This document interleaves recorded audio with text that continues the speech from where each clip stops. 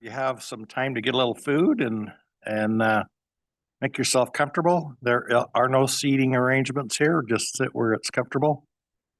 And we'll start in just a minute.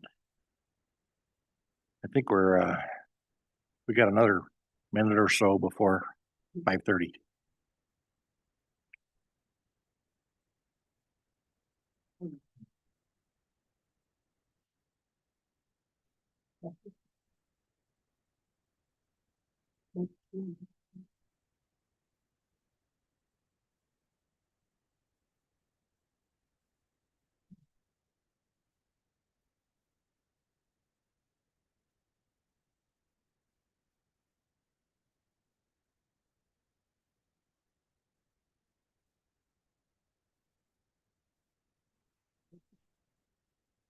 We're good to go, Jason? Okay. Well, it is 5:30. Welcome everyone to our City Council and Ogden School District Board of Education joint work session for February 5th, 2026. We'd like to again welcome you all here. We're always eager to have these joint work sessions. We think they're very productive. And I think it would be well if we did go around the room and everybody tell who we are. That's always a good idea. So I'm Richard Heyer. I'm with the Ogden City Council. You want to just kind of go around this way? And I'm Kevin Lundell with Ogden City Council. Arlene Anderson, Vice President, School Board of Education. Nick Graff, Ogden City Council, District 4. Casey Burnell, Ogden School Board Member, District 2. Board, District 4. John Peterson, Ogden School Board District 5. Luke Rasmussen, Ogden City School District Superintendent. Ben Nadelke, Ogden City Mayor. Joyce Wilson, President of Ogden School Board, District 7, the best one. Alicia Washington, at-large C-Day. Flor Lopez, Ogden City Council, District 1. Ken Ritchie, Ogden City Council. have you guys got a mic back there we can pass around? And we'll start over there and we'll then come back behind me. Monty Stewart. I'm in Ogden City Public Services. I'm the Parks Director. Ed Bridge, Ogden City Assistant Executive Public Services Director. He just got a promotion. He can't remember his title yet. He got that right. Justin Anderson, I'm the Public Services Executive Director for Ogden. Eric Davenport, Council Staff Communications. Glenn Symes, also with the Council Office. Steve Burton, Council Staff. Zane Wolstenhume, Business Administrator for Ogden School District. And Mayor of Oakley. Oh, former.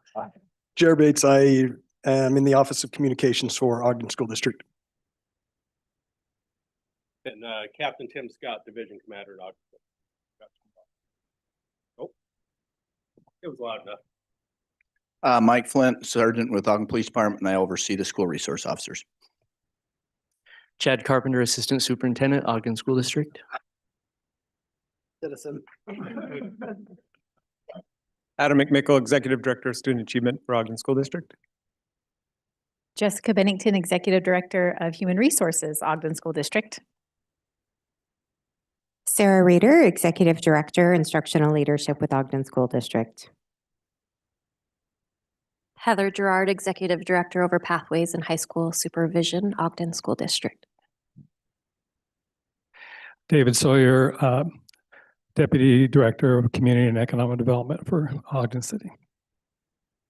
Nelly Dahil, Executive Assistant to the Superintendent and the Board of Ogden School District.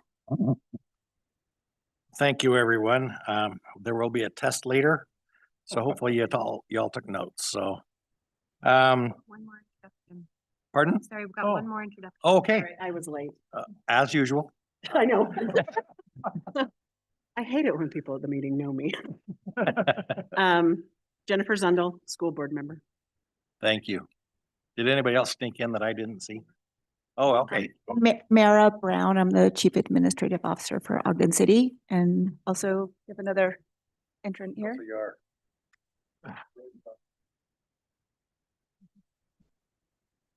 Oh, I'm sorry. Okay, hopefully we got everybody covered. Sean Myers called a minute ago. He is running a little late. He should be in here in about 15 minutes or so. So the first item on our agenda is the Ogden School District Presentations, the enrollment projections and plans for addressing changes. Superintendent Rasmussen. No, I'm excited to share this with you. So we have done this for the 4 consecutive years. We use a company that comes in and does a real deep demographic study of our city and tells us kind of where our kids are at and what we need to do in order to make the best decisions in enrollment and boundary changes. And it really helps inform our decisions when we go forward, so that our board is very well informed and they can chime in because they've seen this so many times and been so involved in this. They could probably give this presentation for me, but we'll just kind of go through this real quick and show you some of our projections. Do I use them? Not working. We did that for you. Let's see, maybe I can use it, run it here. Okay. All right. So what we do, the company will come in and they'll look at our spatial and tabular data set up around the district. They'll research all of the development projects across the entire city to kind of project where we can expect growth of students. They'll analyze our demographics of our district in different attendance areas, and then they develop forecasts for us that have proven to be very accurate over time, so we can predict where we think our enrollment growth will be. So some of the factors they look at, you can see the current and historical data, but they look at birth rates, they look at birth factors and trends, and that's been something that's definitely changed over time. The birth rate in Utah has dropped below 2 for the first time in history, and we see that in our community as well. We also have a very mobile district, so they look at those mobility factors as far as what students moving in and out of our district, in and out of different school areas. And then they look at student yield factors, like keeping students or different factors as far as residential development. And that really all plays into the big forecast that we look at when we are looking at our student populations. So the student data analysis, you'll see this is a kind of a map of the city. This is just a general heat map. The darker areas are obviously, that's more concentrated areas. The blue areas are less concentrated. And then there's areas where you like notice the airport or up on the bench, there's nobody that lives in those areas. This is a forecast of our elementaries, and it shows kind of the current data of where our students are at. So if you look at these gray numbers, it's kind of hard to see on the screen, but that is like Eastridge Elementary right there. It shows how many students are currently living within the Eastridge boundary and attending Eastridge. And then each of the drop-down line is students from different elementaries that choose to attend Eastridge. So, and then the total 667 right there at the bottom, you can't see my arrow moving, but at the bottom, it shows the total enrollment for Eastridge. So, and we have that data for every single school in our school district. So it just kind of shows us where our students are living, in what boundary, and why they may be choosing a different school. Eastridge is a good example because we have a dual language immersion program. And so many students choose Eastridge from other school boundaries to engage in dual language immersion. We just opened Hillcrest Elementary. Many students from Hillcrest, you'll notice a large number decided to stay at Eastridge. So we allowed them that boundary exception. So it helps us just kind of get a gauge of where our students are at. This is a map that shows the utilization of our schools, or a chart that shows the utilization of our schools. So we're able to see the capacity of our school, how many students they can hold, how many students are currently attending from the resident area, and then the total enrollment based on students even from out of district that have chosen to come to our schools. So we get a well-rounded picture of where our students are at. This is a map that shows utilization. So yellow is low utilization. This is of resident students. So this does not count those other factors that I just talked about as far as mobility or students choosing another area. Green is kind of a sweet spot. Green and blue is kind of a sweet spot of utilization. And the purple is when you kind of have a high utilization area or a school that's being close to capacity. It changes when we look at why our students choose different schools. So Liberty was kind of low utilization, but we have an advanced learning academy there, and students from across the district choose to attend that school. Eastridge, you noticed went up as well because of that DLI program. So it helps us understand why students are choosing different schools and what the actual total utilization of that school is. This is just an example of an attendance matrix at our junior high, very similar to the one you just saw in elementary. So we do the same thing for our junior high and our elementaries. And this is a analysis of our utilization of our junior highs and the capacities that they have. And you'll notice we have quite a bit of capacity in our junior highs. So in the future, when we bond for a junior high, which probably coming around 2028, we're going to start communicating about that really early. We have a really good idea of where our junior high enrollment is, and it helps inform those decisions on what we will do as far as what that bond will look like. And that's our high school utilization. You'll notice we have also a lot of capacity in our high schools. It's kind of the same chart there. So here's some forecast factors. So one of the things that this study really looks at is the construction and the future development in the city. And it helps predict, they go around, they literally drive around to every single, this company will drive around to every single development. They will do analysis, they'll do research, and they look very, very closely at the future of what is happening in Ogden. One of the interesting things in this chart is the apartments. You'll notice this yield factor of 0.064. That means that per 100 apartment units, it only yields 6 students. That's what you can expect from 100 apartment units.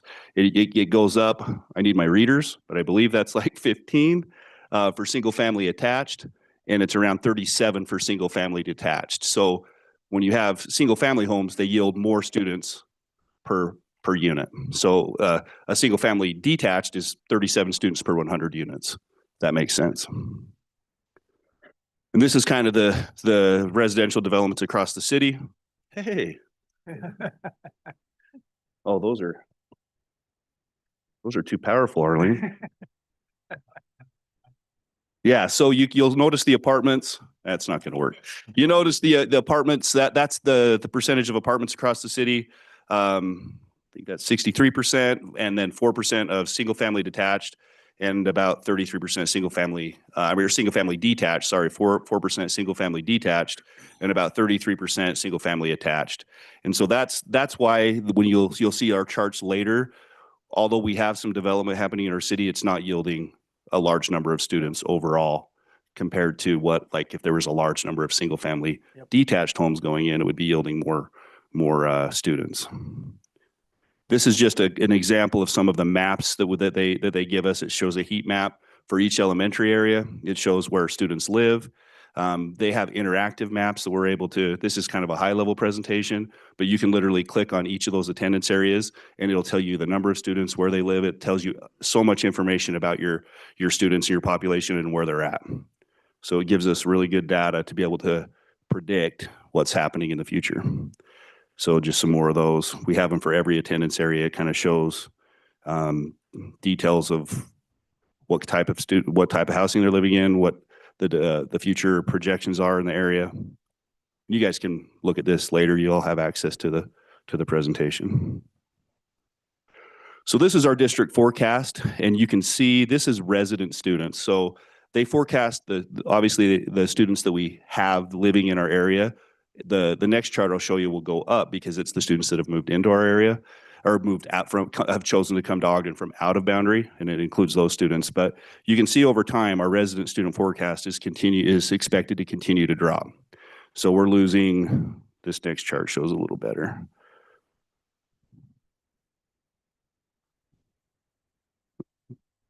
Okay, so you can kind of see we're expected to go down, 100 or so, 150 or so students over the next 10 years. And then they expect that we will plateau around the 8,000 to 8,500 student area is where we'll kind of plateau. And that's kind of been a trend. That's been a consistent trend over the last 10 years. So we've just seen a steady decline in enrollment. And this kind of shows the birth rate factor right here. That's that red line. So that red line, when they assemble this information, shows why we're losing students. due to the low birth rate. And then this is the housing project costs or analysis that kind of meshes with this as you go sideways. And you see it kind of does help taper it a little bit with some of the development, but not a ton. And then just the mobility factors that we have, and they're able to really accurately project where our enrollment is. And this is the all forecasted students. So you'll see those numbers will go up a little bit. And that bottom line right there is the number of students we're expected to drop each year as it goes on. So right now we're currently at about 9,900 students. We just dropped below 10,000 for the first time. And 10 years out, they're expecting us to be around that 8,500 mark. That's a K to 12 forecast in student population. That's the K to 6. That's the junior high. And that's the high school. And that's just our projected net change from 25 to 2030 and what the map is expected to look like in 2030 with where our students will be. So in summary, this is kind of what we expect to see out of all of our elementary schools. The charts that flow to the left are where we expect to see some enrollment drop within those elementaries. The charts that flow to the right, we actually expect to see some growth in those areas based on all these factors you've seen. And we have that. So this is kind of what I think one of the questions that you guys may have is, how do we make accurate decisions when it comes to schools and closing schools and deciding some really tough decisions? We really, really rely on this data. And we know we want to make a decision, like if we decide to surplus land or close a school, that we're not going to need a school in that area in the future. And this really helps us understand that. So we have a process as well that we go through where our board really looks at that very closely and determines, is this particular property or is this particular school going to have an educational value in the future? And there's a rubric, and we used some people from the city were on that committee. We had realtors and we had community members, and we had a lot of people help develop a rubric that our board uses to make those decisions. So they will put that particular property through that rubric and ultimately have to make a decision on if that is going to have a future educational value and purpose. And this data greatly informs that, because if we can say it's not going to have an educational purpose for perpetuity, we do not see a school being needed here. We don't see that happening. This is really leaned on, and we really take our time to make sure that we have all that information laid out really clearly so that we can make a wise decision when it comes to a particular property. So that's kind of the process that we go through, that rubric, to make sure that it's really not prudent of us, or really it's kind of our responsibility, if it doesn't have a value, to not just sit there and hold on to it. But we want to make sure, using this data, that that's a smart decision. That makes sense. That's just what we're expected from the high school, or from the junior highs. Junior highs are expected to decline. Like I told you, when we decide to go forward with a bond, we will really, really look at this data and make sure that we do the smartest thing. Our elementary schools are in really good shape, for instance, all very new, really nice buildings. Our high schools are in great shape. Our junior highs are not. So we need to do something to address our junior highs. And this data will help us inform us what that is as well. And that is it. It's our high schools. Do you guys have any questions? Yeah, I found it interesting, and I'll use the example of Liberty, where you created an educational specialty there that drew people in. Is there anything you can do at the junior high and high school level that will create the same thing? For example, I know that Ogden High is a strong IB program. Yeah. Are there IB feeders that the district has that are scattered throughout the city in a strategic manner that helps support ultimately kids attending the high school? For sure, yeah. So we have a tendency, and you probably noticed that in the data, we lose more kids at the junior high. Like if that's an area that's kind of been an area where we do lose some kids. We typically get kids back at the high school. We get a lot of kids back when they come to high school. And there's some other factors in there. Some of it may be buildings, some of it may be some perception that we need to, like our junior highs are actually doing really well in a lot of areas, but you know, there's some perception issues there. But yes, so Liberty is an IB, has just been authorized as a full IB school. So every student there undergoes the IB curriculum, as well as Mount Ogden. So now we're one of the only school districts west of the, well, I think the only school district west of the Mississippi that has that full IB continuum. So all of our elementary students at Liberty and all of the students at Ogden, Mount Ogden, will engage in IB, and that will feed that program, hopefully. So that's the idea there. Why the migration at the junior high, perception and maybe physical plant? Maybe physical plant, yeah. Are you losing kids? Are they attriting? Are they leaving the school system altogether? Or are they migrating to other school districts or outlying charter opportunities? Or Yeah, at the junior high, that's if we see a little bit of a loss to like the charter schools, or even, you know, you have close proximity to South Ogden Junior High, close proximity to like North, you know, that's where we get many students from those areas as well. And you kind of saw that we had, you know, 500 or so students choosing to come here. At that junior high level is where we'll see a little bit of attrition sometimes. okay, thank you. Yep. Is there a, the component with the OTEC, the OTEC partnership, was that in, I didn't really see that in this graphic at all, but is that being taken into account as well? Yeah, so the way that we designed OTEC High, all of those students are still either Ben Lomond or Ogden students. So they would have been in the Ogden numbers. We didn't want to create a competition situation where we're losing a bunch of students from Ben Lomond to OTEC or Ogden to OTEC. We want it to be a true partnership. We've seen that in some other districts where they've created this specialty school at the high school, and all of a sudden they're competing for teachers and they're competing for programs, and it turns into kind of not the most healthy situation. So we wanted our two comprehensive high schools and George Washington to really, really support students going to OTEC and taking advantage of that, and not having those schools feel like they're being held accountable to losing these students. We wanted to just be an extension of those two schools. So the students at OTEC High will engage in their core classes, and they will engage in a full credential program at a certificate program at the Tech College, but they will take their elective credits and their specialty classes, or other, like if they are in the band or if they're in athletics, or if they want to take some elective classes, they take those at the comprehensive high schools. Yeah, so they would count in the Ogden and Ben Lomond numbers. Is there much concern about homeschoolers? You know, and is that kind of why that junior high age, maybe they're being homeschooled? I'm just trying to look at. You know, so we definitely, I don't think that's the case at the junior high.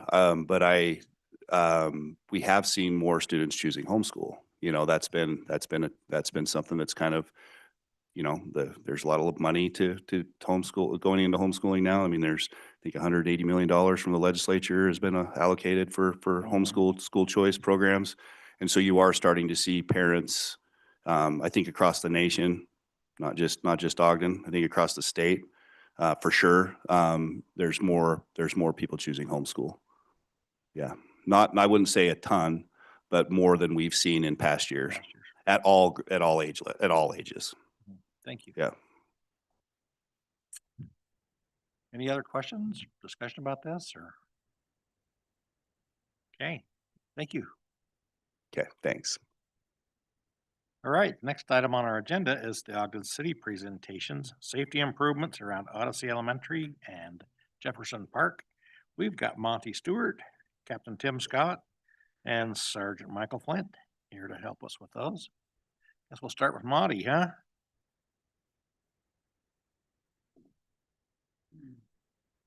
Welcome. Good evening. Thanks for having me. So yeah, a few years ago,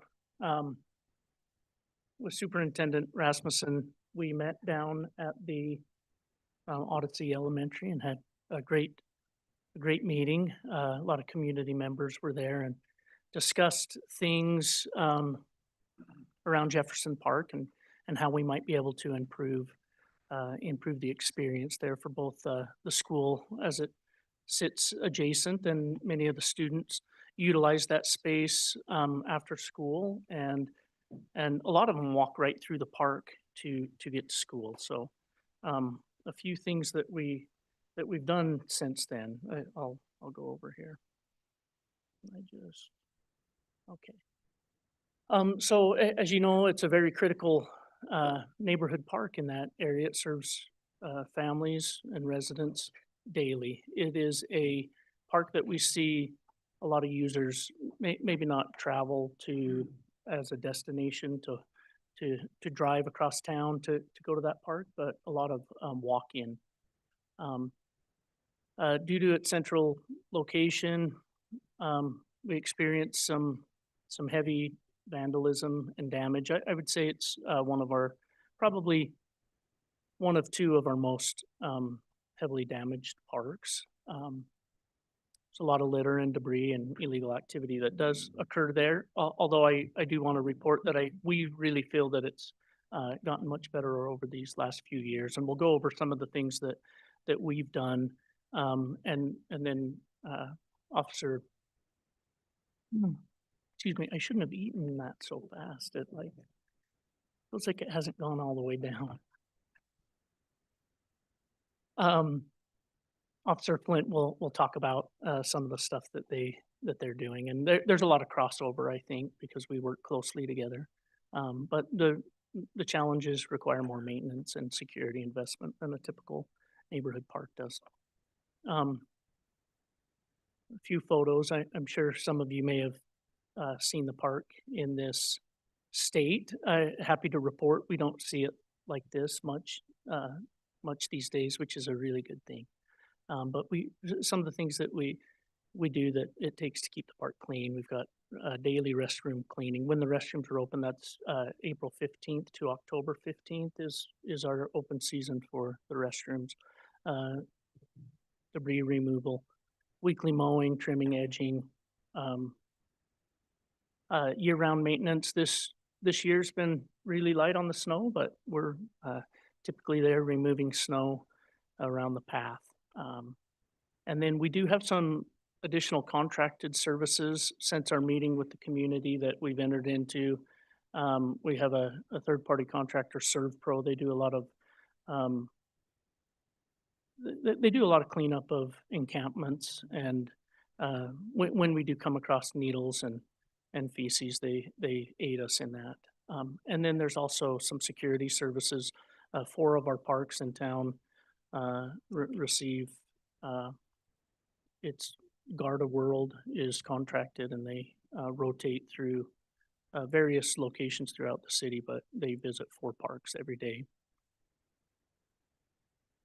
The cost of routine cleaning and maintenance this year with ServPro, we spent $16,892 at Jefferson Park. Our average landscape maintenance and restroom cleaning weekly, we're at $1,336. This is for our employees that log their time and things there. Yearly, that's a little over 44,000. We track when we have vandalism, like somebody breaks into electric outlets or they break a sink or a toilet, which is fairly common. We track that separately, and so this is looking at this past year for electrical, some fence repair, sprinkler parts. Graffiti. Feel like we've done a really good job at graffiti at this particular location. A lot of what we're doing now is just the crews when they're there. It's a lot of smaller stuff, Sharpie markers and things, but we've been tracking it at this park and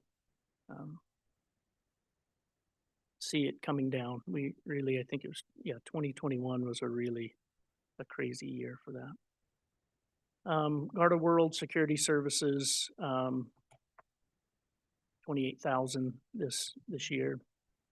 They just rotate, like I said, through the several locations. They're there noon to 10 p.m. 7 days a week, and they're really where we've seen positive impact there is that it's just a presence at the park, and we feel that it's helped to curb some of the damage that we were seeing. I mean, that previous picture that I showed was not an uncommon thing to have truckloads of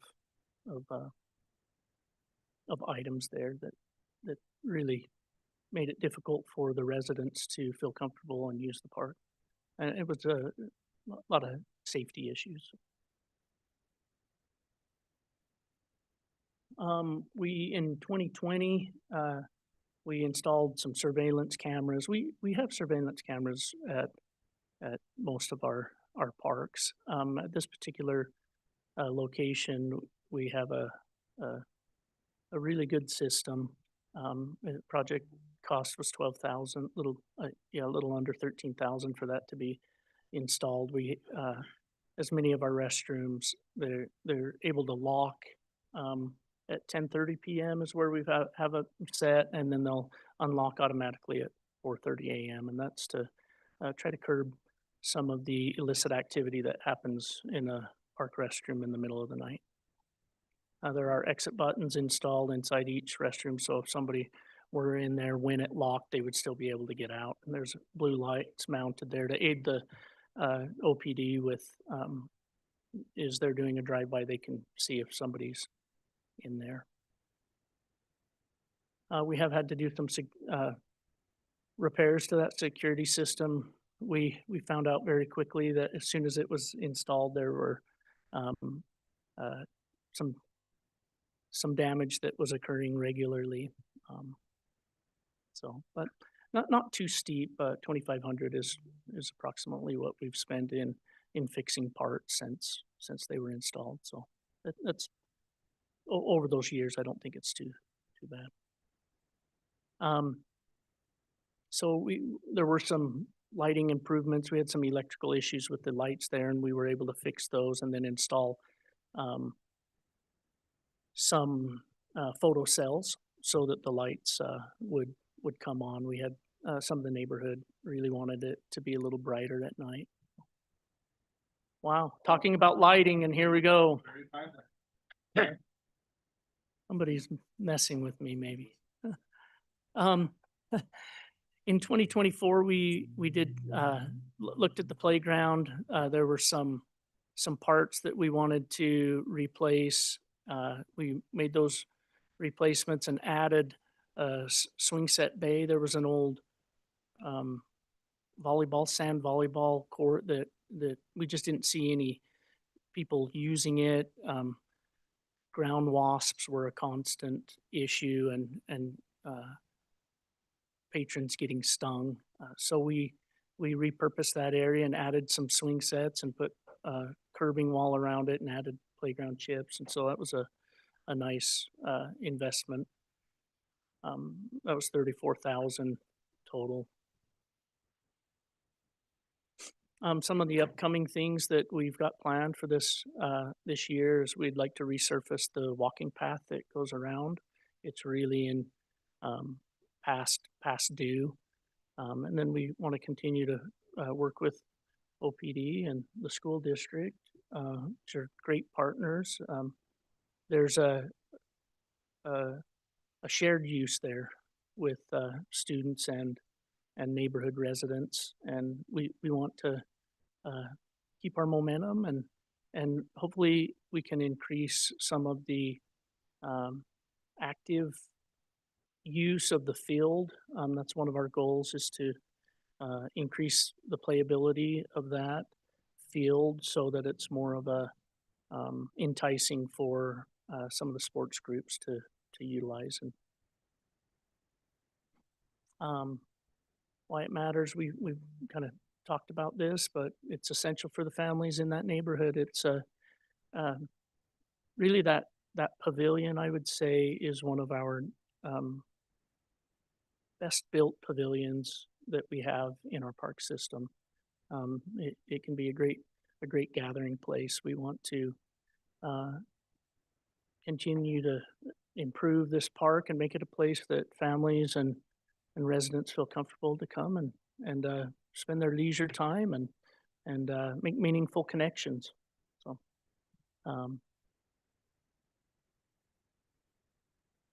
think that's it. If there's any questions, or okay. Monty, hi. I was one of those community members and was on the school board when some constituents in District 1 reached out to me. I actually had a conversation with them recently, and they are much more pleased how things are looking. They feel much safer. They even say having the security cameras in the park has made such a huge difference. So I want to thank you and your team who worked very diligently and made such quite improvements so that the families could feel more safe and secure and take their kids.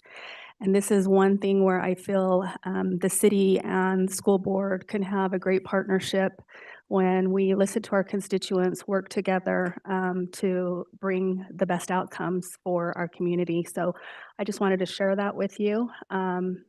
And as a result, they created a Facebook neighborhood watch. And I know you were part of that because it was a struggle and a challenge initially. And by being able to notify your group as well as the police officers, a lot of things were addressed in a timely manner. So again, I just want to commend you and your team. You've done an incredible job. Thank you. Well, thank you. We still have a lot of work to do, we know, but it's great. Justin asked me the other day, what does success in the job mean to me?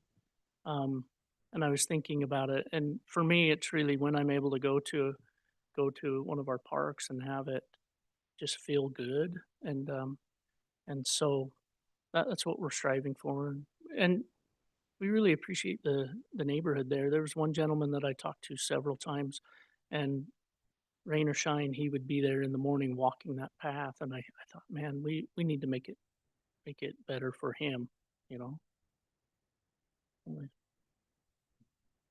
To toot these guys' horn.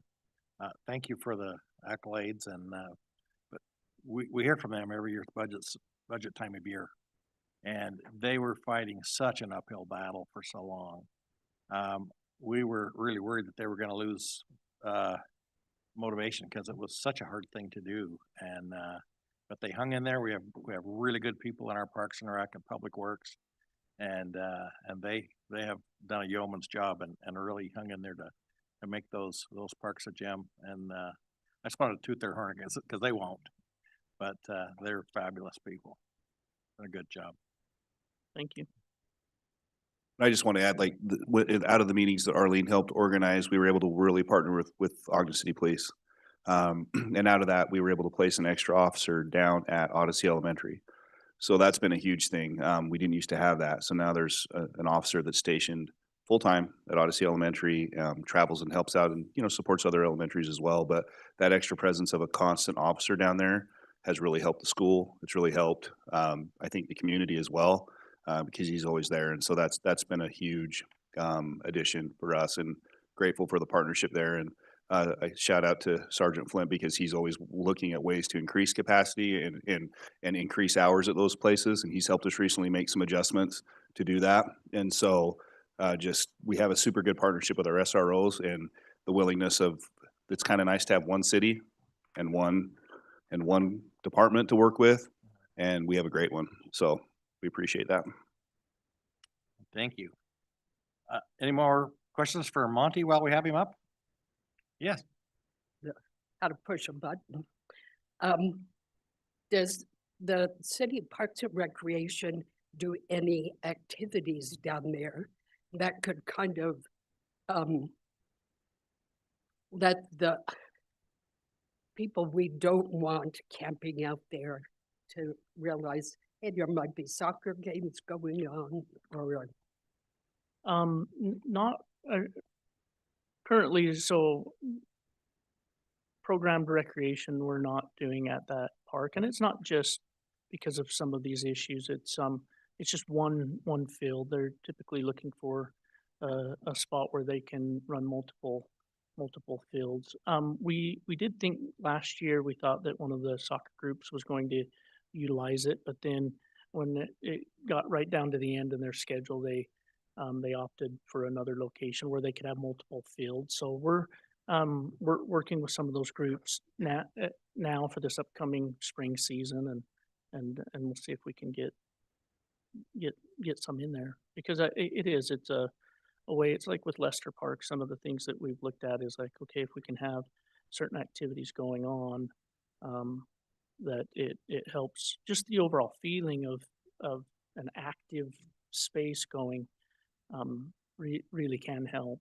And so, but we still do have some reservations that people reserve that park and do some other things. OPD has typically had several, each year, several activities there where you can meet an officer. And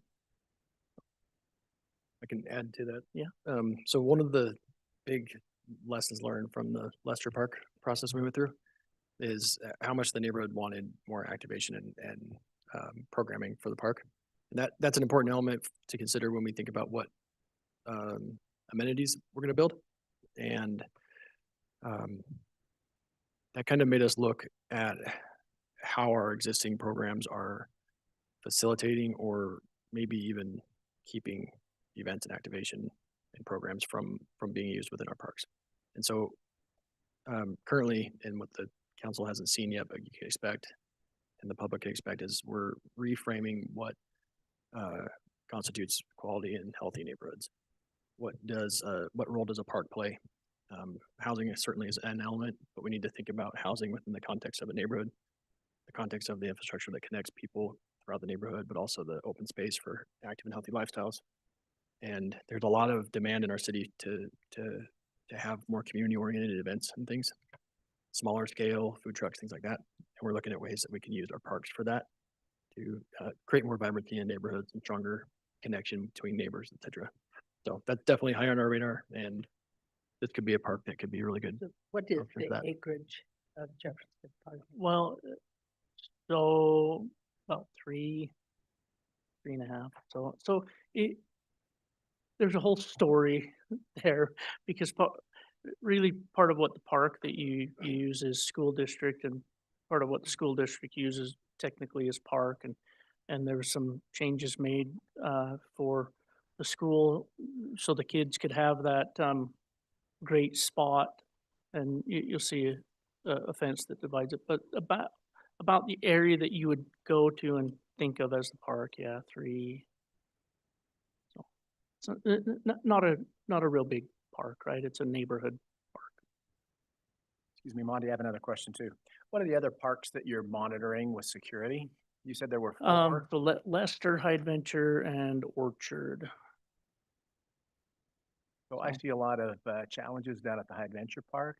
Is that improving as well? Or I think we've seen improvements at all of them for sure. You know, I think it's just having a presence there has been helpful. So we've heard from High Adventure. We've heard some good things regarding High Adventure, because that is a place that obviously the playground's a very popular playground. It's right next to the river. It's a fairly healthy reservation schedule that goes on throughout the summer there. There's a lot of people that want to use that park. So. Any other questions for Monty? Thanks, Monty. Okay, we'll let Mike. Yeah, let's have Captain Tim Scott.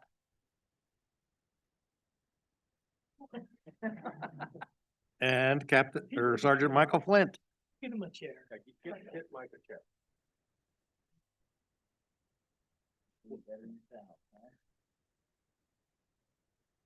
Got it? Okay.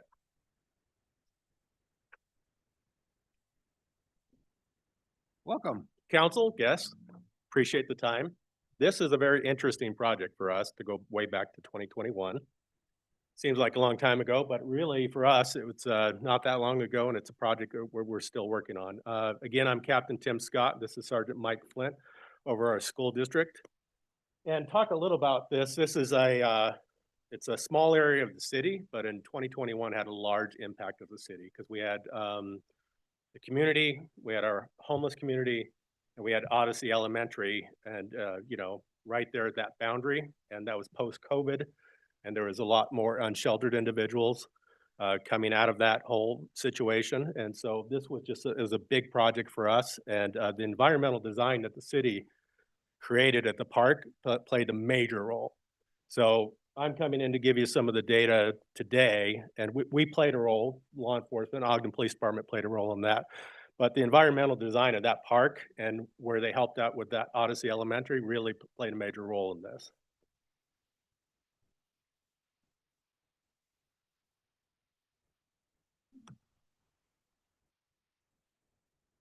There you go. Okay. What we see is an overall trend that it peaked in 2021, and then that has decreased exponentially here into 2025. And we've seen basically what we're looking at is a pre-modification period was 2020, 2021, before that environmental design was changed and before we changed some of our approach law enforcement wise to that particular area. And our approach was not just this data that I'm going to talk about tonight is Jefferson Park and Odyssey Elementary. Our approach in 2021 was that entire neighborhood. So it was the adjacent areas of the neighborhood, some abandoned houses that were being utilized. And so our approach was global to that area. We call that Area 7 in our patrol enforcement maps. But it was a larger area, but what I'm going to show you tonight is what the impact was in Odyssey Elementary and Jefferson Park just in that particular area. What we look at is peaking in 2023, the officer-initiated calls, you can see were 194 calls for service or self-initiated calls in that area. That's subsequently dropped in 2025 to 50 self-initiated calls. A lot of those are engaged by the school resource officer that's on the premises there at Odyssey Elementary. And we see that as a 63% decrease, but just recently 24 to 25 at 31% decrease. Should probably go put my glasses on. I'll read my own slides instead of turning around. So that's a big impact for us. And then we talked about the social media group that was put together. We look at that. We behind the scenes, we look at the complaints that are generated on that social media group. And you know, back when I started decades ago, you know, that wasn't a thing. But we glean a lot of citizen complaints and knowledge from the issues in a neighborhood from social media today than we ever did in law enforcement. And a lot of people, that's where they vent on the platform. If there's encampments or issues with the school, they're going to post that on social media. As you can see from 2021 and 2022 at its peak, there was 27 neighborhood or area complaints around Jefferson Park. That's gone down to 0 in 2025 in that Facebook group that we see.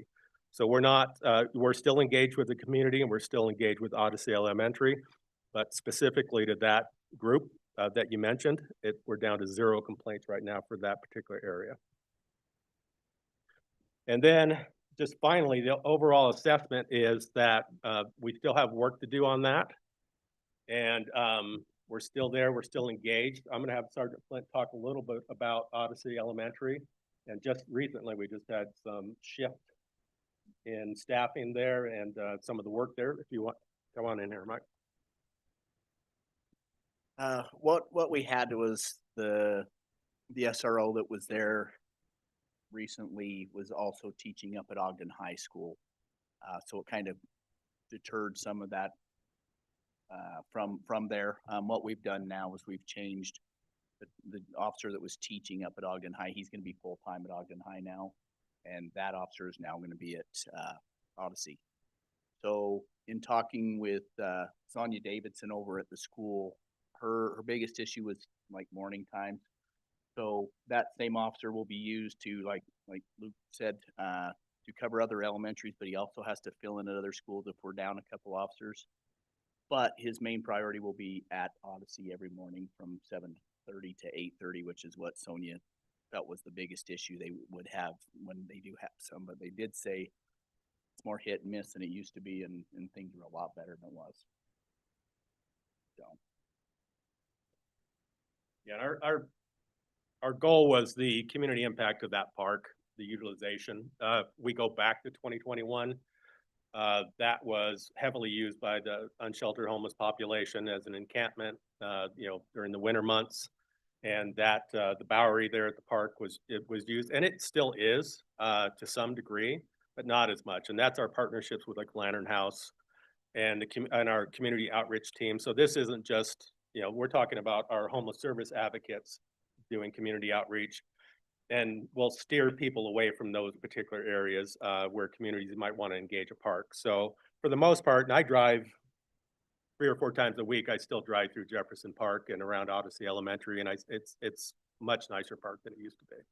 And it's something much more approachable to the community. And so as a project goes, this is a project I'm happy to talk about because it's successful and it's got where it needs to be, and so it's something we're proud of as a project of the police department. Yes, certainly. So you had talked about that Sonia said 7:30 to 8:30. My question is, during the winter times, it seems like there's like a decrease in unhoused individuals, but during spring, summertime, as things warm up, does it go up? And then would that change the time frame that our SROs would be at Odyssey? Because one of my concerns is the safety and security of our students. And that, obviously when you've got people, strangers, as they're playing, just want to make sure that they're safe. So can you speak to that? Yeah, so we'll be, as usual, the community policing officers will still be over there, especially more so in the summer.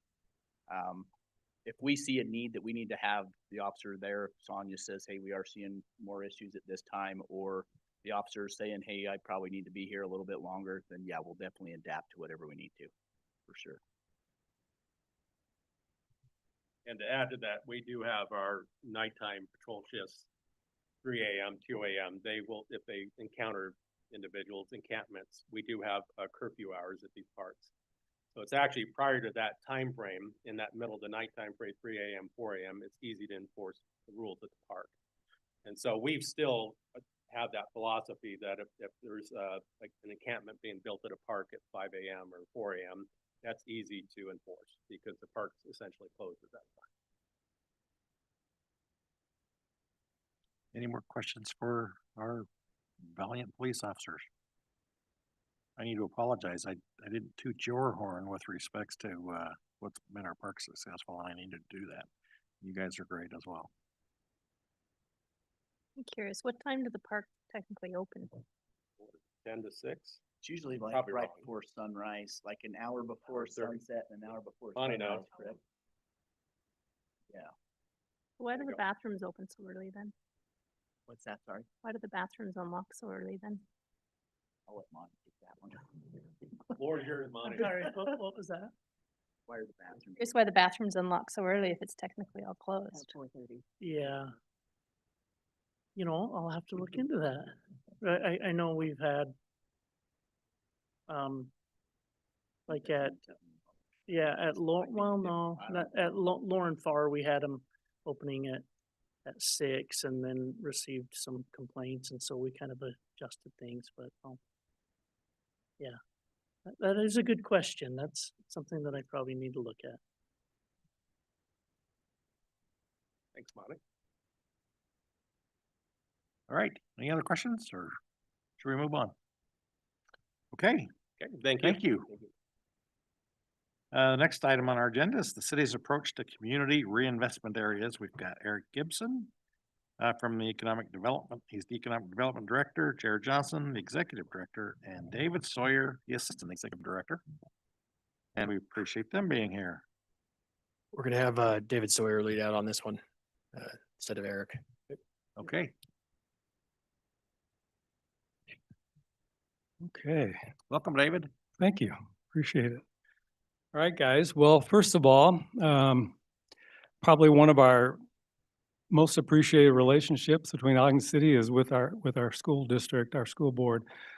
We wouldn't have a redevelopment agency if it wasn't for Ogden Schools. And so we appreciate so much the decades-long relationship. We started the Ogden Redevelopment Agency in the late 60s. And so it's been operating since that time. And so we have a whole, and I'll show you a little bit of this, a whole series of redevelopment districts and areas that we've operated over the years and projects, positive projects that have come out of that. And so we, again, appreciate our relationship with Ogden School District immensely. So I just want to say that from the start. Just real quick, at a high level, our mission, the reason we exist, the Ogden City Redevelopment Agency, is to improve the lives of Ogden residents by strengthening our city's tax base and reducing long-term tax pressure on our citizens. And so there's a whole bunch behind that, but at a high level, that's it. I mean, we're taking an aggressive approach to how we address property valuation and the resulting property taxes that come from it. And so we're not just sitting back and letting things happen or not happen. We're trying to make things happen which produce positive results for our community and ultimately for the Ogden School District as well. But it is a long game. And so that's why we appreciate, and you'll see some of our terms and agreements will go for 20 years, 15, 20 years. And so it is a long game for sure, but development and redevelopment is indeed a long game. In terms of our focus, there's 7 different areas that we try to focus on as we kind of go through our checklist of why are we doing a particular project, what are we trying to accomplish, and you can see some of those there. I'll just run through some of these real quick. Real estate and land use. We utilize strategic land use and infrastructure investment to shift growth costs from residents to private development and protect taxpayers. So, for example, this new building that recently went up last year in the track line CRA, that's already the developer paid for the infrastructure to put that in, as supported to put the building in. But Ogden City RDA years ago, through the track line CRA, helped put in the roads, clean up the property, get the area ready for development. And so the revenues from this increased value is now starting to flow into that RDA district or CRA and ultimately into the school district property taxes as well. Economic growth and opportunity to support business growth and job creation. So this is a picture of our Williams International groundbreaking last year. This is being supported through our airport CRA. And so this will bring there's that ground there has a big building on it already. They're nearing, we were out there in December and all the concrete's done, the roof's up. But when that's done later this year, we expect an additional 300 new jobs for our community, which will bring in additional residents in the area and potentially students as well. Balanced and enhanced housing. We're looking at a broader approach for how we utilize our RDA housing funds. A portion of our RDA revenues are put aside and dedicated towards housing. And in the past, those have been in certain areas, but we're looking at a way to expand that and have an impact not only in Ogden City, but throughout the region. And so we'll be talking more about that as we go forward. Historic and cultural assets. We utilize the RDA and in this particular case, for example, this is the historic Forest Service building, which the RDA purchased last year, and we'll be paying ourselves back as we sell that property and the revenues that will come from that becoming a commercial property over the next few years. And that's in our Adams CRA. But the city felt very strongly that this was a cultural asset that we needed to preserve and in order to maintain it as a cultural asset for our community. Transportation mobility, that kind of goes without saying as we develop the better streets and access and infrastructure underneath those streets, as well as pedestrian walkways, that all improves our community as well. And in some cases, for example, even when we're putting in new infrastructure and transportation to support additional housing, that's where we're able to utilize RDA funds for that as well. Parks and open space. This is something we actually just added to our added to our menu of things that we're focusing on this last year, even the last few months. And so as we look at ways that we can enhance neighborhoods and connect neighborhoods through our parks, there's an opportunity for us to utilize RDA funds to support that as well, in particular targeted areas. And then, of course, access to services and opportunity. And a lot of that has to do with close by jobs, affordability of housing, and building strong neighborhoods. In terms of tools that we utilize in the Ogden RDA, probably our biggest tool is tax increment financing. So first of all, I just wanted to, I know a lot of you know what this is, but just real quick, 3 points. What tax increment financing is: it reinvests new tax revenue created by redevelopment back into that same area, that redevelopment district. It helps fund infrastructure and site improvements needed to unlock private investment. So in a lot of cases, improvements need to be made, or developers aren't even going to look at bringing a project. Performance-based, and so as public investment is repaid through those successful private developments. And so that's what tax increment financing is at a high level. I have a whole bunch more I can dig into, but that's the high level. What it's not a new or increased tax on residents or businesses. It's not a diversion of existing tax revenue from schools or other public services. And it's not a subsidy for a project that could move forward without public support. So we only, as we're evaluating potential projects, we have to look at and evaluate the performance for those projects. We're only doing projects that aren't going to move forward. The land will lay bare. It'll continue to generate very little in terms of valuation and property taxes unless we help with the project. And it also has to line up with our goals and the 7 principles that I showed you earlier.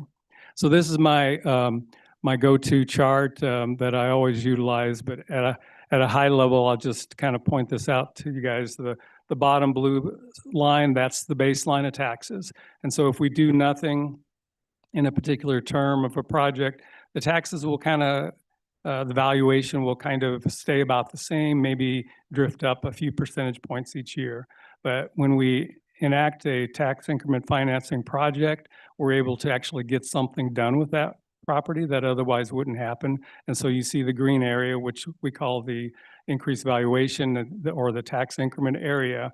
And so we're able to capture that and put back into either the repayment of the bonds that were spent to do the infrastructure improvements in order to allow the project, or if the developer paid for that upfront, then the repayment of the developer over the period. Once the term's over, usually 15 to 20 years, that's along the bottom axis there, then all of those property valuations go up all the way to 100% for each of the taxing entities. That's the blue bar on the right.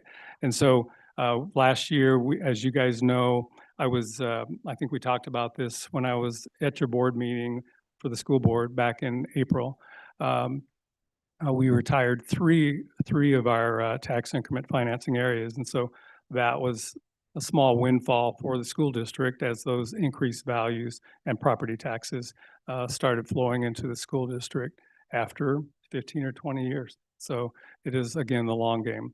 I won't spend any time on this other than just saying that the redevelopment agency, they focus on specific areas where there's a part of town that needs a little extra attention, where we're not seeing a lot of natural development happen. And so we're always open to different ideas on where those redevelopment districts should be. And I'll show you a map in a moment where they're at currently, but that's what we focus on. We set a budget for those areas. We talk to our partners, the school district and the county, about an interlocal agreement to work together on these projects. And that's usually when you'll see us coming to talk to you specifically, other than just an annual update. But it allows us to attract private development that otherwise, in all likelihood, would not happen. This is difficult to read, but I just threw this up there to remind us of the closed project areas. I mentioned that we started back in the 60s, but here's some in the last few decades, different project areas that we've actually started, and then those have expired. And so the revenues are generating from those increased values for those areas are now being realized. Currently, these are our current project areas. And you'll see that several of those are actually, this needs to be updated because you see 2024, those are the Lincoln, the Fairmont. I think there was one more that expired last year. And then the CDB Mall, which has been there since they tore down the mall years ago, built the mall, tore it down. That's the CBD Mall. That'll be expiring in 2028. One of the things that I'll be talking to all of you about in the next little bit is our redevelopment agency dashboard.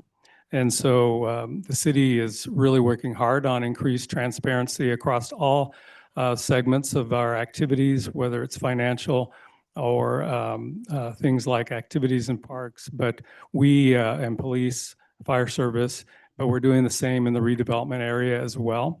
And so you'll be able to take a look at the redevelopment dashboard and be able to zoom in on redevelopment districts and get a little bit of not only be able to see where the map or where the area is geographically, but also take a look at, for example, that CDB Mall that I talked about.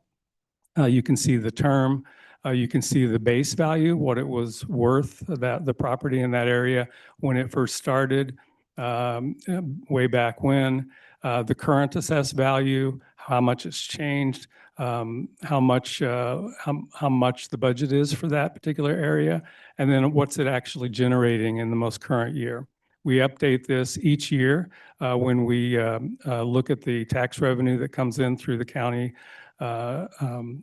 The county's office for revenue collection. And so this will be updated continually on the website, and we probably won't even put out printed annual reports anymore.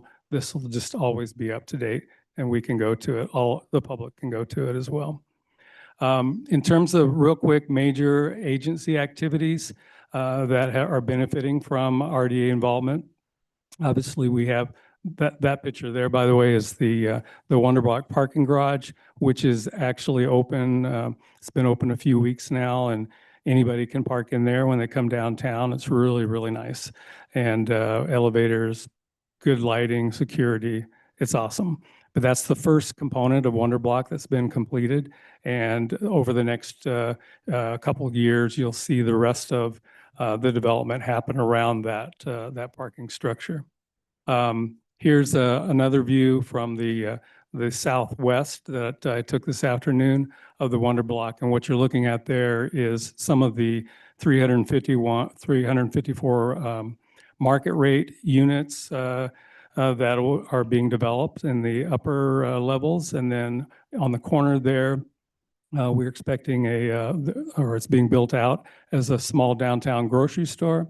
And there'll be retail along the street level, and then Class A office space to the north, as well as a new boutique hotel, which will face 25th Street, something that we desperately need in downtown Ogden. We always seem to be short of hotel rooms. So we're excited about that as well.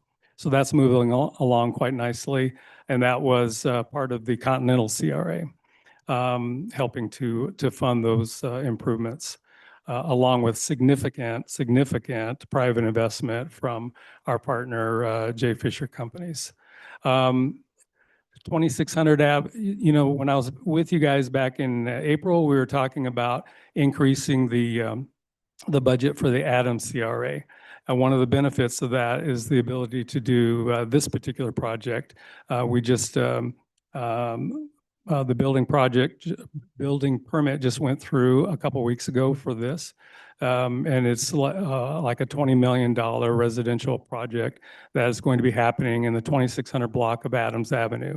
That's what it looks like today, you guys. And so it's just a field with a parking lot behind it. And so unutilized. And so we're excited about investment in that part of town, which is which needs it desperately. And so also just right around the corner is this building here, which will also be part of the Adams CRA redevelopment. This is a commercial building. It's kind of retro classic but this is going to be renovated as well as part of that project. And the increment or the increased valuation will benefit the Adams CRA and ultimately all of our partners as well. What was this building? It used to be the Utah Gas, or what's it? Mountain Fuel. Yeah. Mountain Fuel, yeah. Yes, I was a custodian there, have fond memories. They used to do cooking classes in there, I heard, but. So anyway, it's kind of a cool building, but it needs some love and attention as well. Here's another one. This is in the Continental CRA, and this empty field. This one speaks to the reason why one of the reasons we do these projects and we set up these CRA districts. There used to be years and years ago, like a car wash here and some other activities. Now for the last, I don't know, 10, 15 years, it's just been kind of a hole in the ground and an empty field. And this is on Wall Avenue in the 2500 block, just to the south of 25th Street, historic 25th Street. So I used to wash cars there, so. Did you? Okay, all right. And so I'll refrain from the age jokes there, but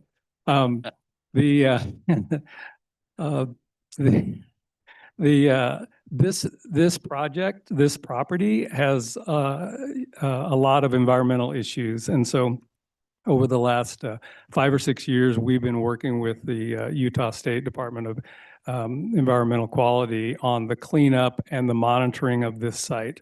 And before we could build anything there, it's been relatively expensive, and we've been able to utilize funds from the RDA to help with that. And that's the reason it's set there, because no developer is going to look at that and go, oh yeah, I'll take on those thousands of dollars of cleanup so I can make my razor thin project work on that location.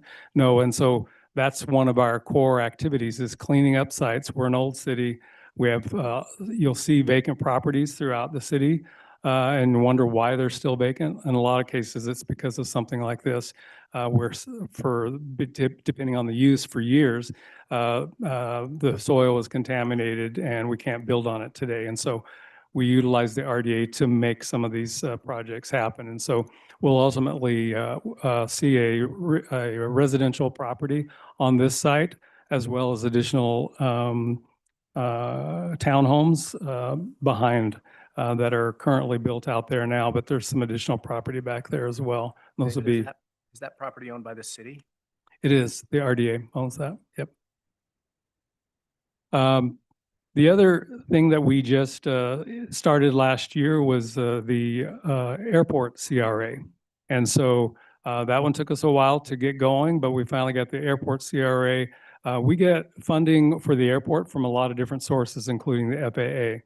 But a lot of the infrastructure that we need at the airport, we need a redevelopment district to help us with that, including things like water lines, sewer lines, new runways, hangars, all of that to support the infrastructure to support all that electrical service. And so we're super excited. How many of you have been to the new Ogden Airport terminal?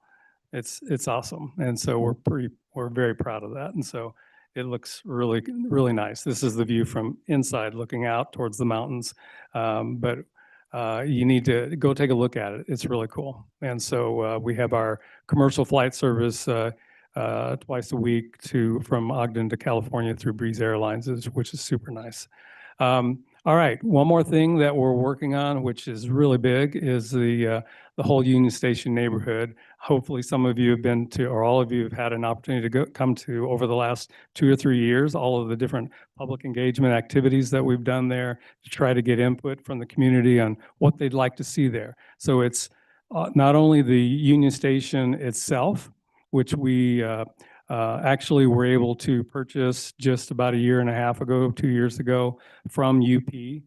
We've owned the station for a while, but not the land under it. So now that we own the whole thing, we have the ability to do more along the lines of what we'd like to do there. And so, but we've been asking the community, what would they like to see? One of the things that we want to do, one of the big focuses is bringing the front runner train station back to the station instead of a parking lot north of Union Station, a quarter mile. And so we're super excited about that, working with UTA on what that looks like and how we're going to do that. And then we're also looking at what you see there in this concept is enhanced Wall Avenue with additional landscaping, enhanced pedestrian access. This is really important to us because Union Station is really the gem of downtown, but it's separated by this semi-highway called Wall Avenue, and it's a little dicey sometimes to cross that. We need to fix that. We need to have better connectivity between Union Station and the rest of downtown, historic downtown. And so we're working on a project with UDOT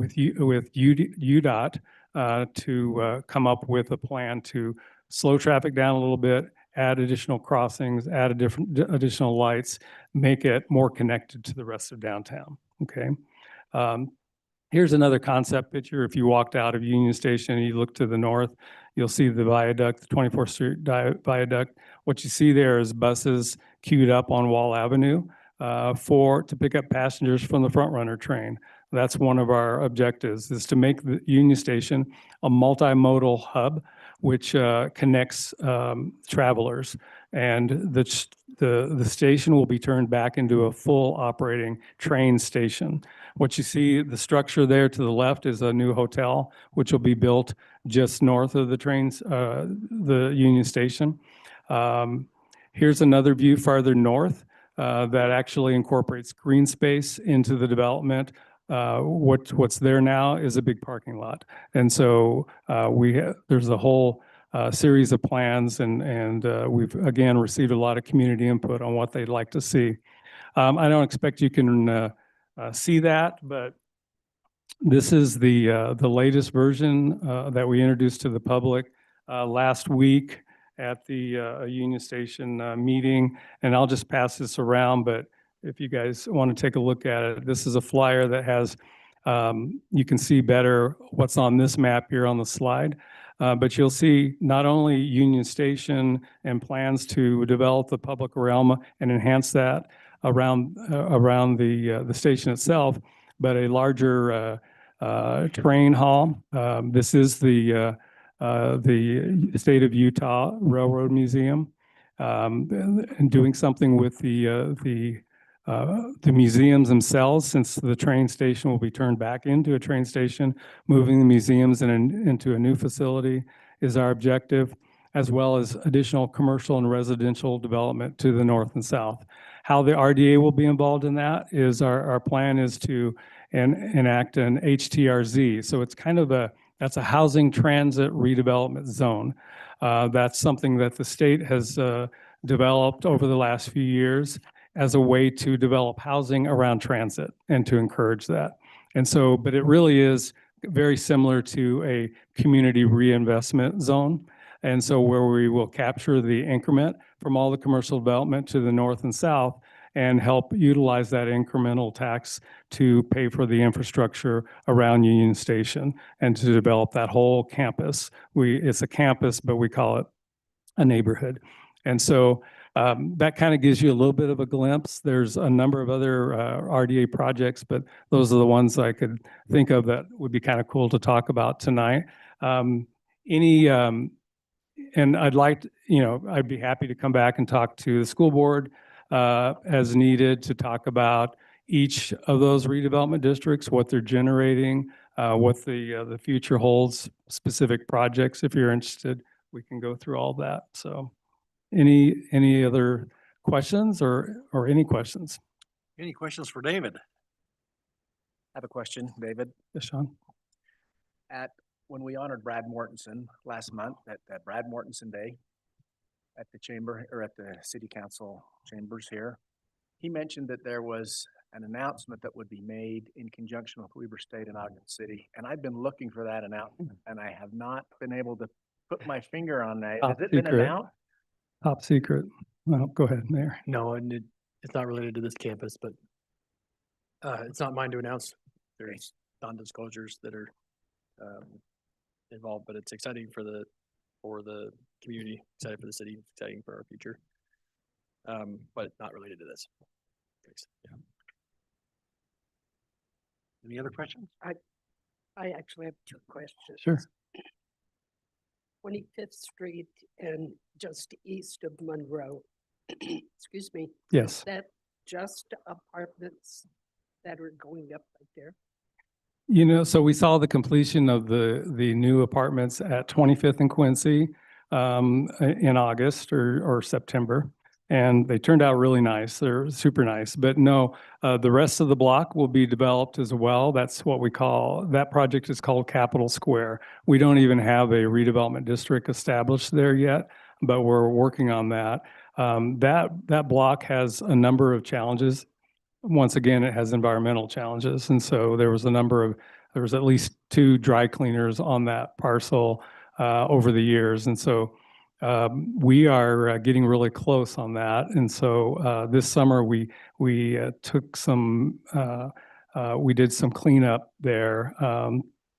And we're monitoring that now, and it's looking really good. And so we're hoping that within the next year, we're going to start seeing some additional building on that block, which will be a combination of for-sale townhomes, as well as apartments, market rate apartments, as well as a grocery store. Yep, and that's kind of a little bit of a food desert there, right? Well, Rancho Market's not too far away, but we're excited about that whole Capitol Square development. We were looking at concepts now from a developer, but we don't have anything settled yet. And so we also will need to go through setting up a redevelopment district in order to make that one pencil as well for the developer, but we haven't got there yet. That one also could be an HTRZ or a housing transit redevelopment zone because of the bus connection. The bus goes right there. And so the rapid transit. So we're excited about that as well. But it's been kind of lagging along for a number of years because of some of the impediments to development there. So, but that's one of our big rocks, if you will, in terms of pushing it. It's been an uphill push. So My other question is along Wall. I can't remember which cross street, but empty factory or warehouse type buildings. Seems I've lived here since 1985 and I can't remember anything being in those buildings. are you just north of the viaduct? Yeah. On 24th Street? Yeah. No, you're totally right. And so we've showed those to a number of potential, one of the things that we're involved in is business recruitment, and there's challenges there. For example, Wall Avenue, there's no parking right there. And then the adjacent property comes right back up to the loading docks. And so that's a problem. And so we're a little worried that there may not be an actual use for those existing buildings.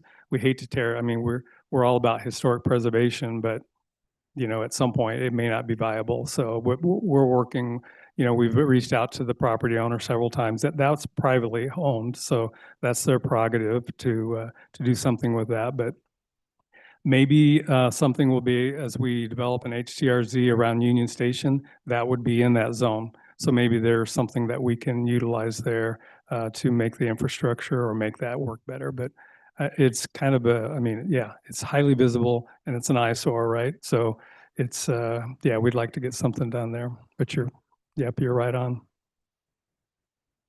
Yes, ma'am. I'm curious, do we know how soon the airport will start servicing other locations besides California? The airlines? Yeah. Oh, new flights? Well, that's like a discussion that we have almost every day up in on the 4th floor, and we are we're taking passenger surveys. We're asking people what they think. We're reaching out to airlines, including Breeze Airlines. They're supposed to be getting some new planes in the next few months. We're hopeful, but the most popular requests that we've had have been the Phoenix area, Las Vegas, But yeah, and we'd love to see that. And I think it's coming. I think it's coming. But fly the current, if you can, if you're going to Orange County, Disney, whatever, you know, check it out. It works really, it's really a nice flight, brand new airplanes. I mean, they do a great job. Our customer service that we do there, in terms of surveying the passengers, we get really high marks. People love it, love it, love it. So, yep. So we recently hosted some of the Breeze Airways executives, and the CEO was, or is it CFO? CFO, yeah. CFO is a proud Ogden High grad, and boy, he wore that on his sleeve and said it as much as he possibly could. A couple other executives were there as well. One that went to Weber High, one that went to Fremont, and so I actually spent time at basketball games telling all the friends of the CFOs from his class to start texting the CFO and say, when are you going to bring more flights to Ogden? So we've got a good alumni pressure going on right now, pitching Ogden for us. But one of the common misperceptions, right, is that the city gets to decide when airlines come and we don't. The airlines decide, and they're always looking at different markets, looking for good opportunities. And so the point of that meeting was what barriers are keeping you from coming to Ogden, and how can we help break those down? Yep. Right, or expanding, I should say. And the thing we did this last year with the airport terminal expansion, that should make it a lot easier for somebody to decide to expand. I mean, and also think about this, it's so impressive, right? I think we held the ribbon cutting for that expansion in like January or February, and we held not the ribbon, and we actually opened it. The grand opening was November like 14th or something. And it was amazing. All that came together. So if you haven't been out there, check it out. It's really nice. We're proud of that, for sure. Hi. Hey. In your slide, economic growth and opportunity, you talked about jobs, about 300 plus. Can you, those jobs and what our students could look forward to and staying in Utah or in Ogden? Yeah, for sure. Williams International is some of you may know how to describe it better than me, but they actually build small jet engines for aircraft and also missiles and other type of devices like that, pretty high tech. And so a lot of those jobs that they're going to be hiring will be engineering related and I don't know, what else would you call it? Yeah, they're advanced manufacturing for sure, and technical degrees required for those jobs. And so we're excited about that. We spend a lot of time talking to with our educational partners at Weber State University and at OTEC in terms of what does the pipeline look like for jobs in Ogden? What do we need? What do we need to be and helping our existing companies to build that pipeline? And so reaching into the schools, even at the high school level, and showing our students what that looks like and what type of classes could they be taking now to prepare for the new jobs that are coming in the Ogden area. If they'd like to, we'd love all that talent, all those brains that you guys have been working so hard to help develop, stay right here in Ogden. So yeah, we talk about that quite a bit. And OTEC's been a great partner in particular for helping with that. Yes. Would future flights only be headed west, or do we have opportunity for flights that would be heading east as well? I think the only limit is from what I know, and Jared's our expert airport guy in the room, but the only limit is international. You know, I think we can pretty much go anywhere domestically if an airline is willing to invest in that route. And so we're open to all that, and we're open to adding other gates as well. And so international is a little more difficult because it's very expensive to get customs at your airport. But we could, like we've had some interest, for example, in flights to Mexico, that still could be facilitated, right? You fly to Las Vegas to wherever, so internationally.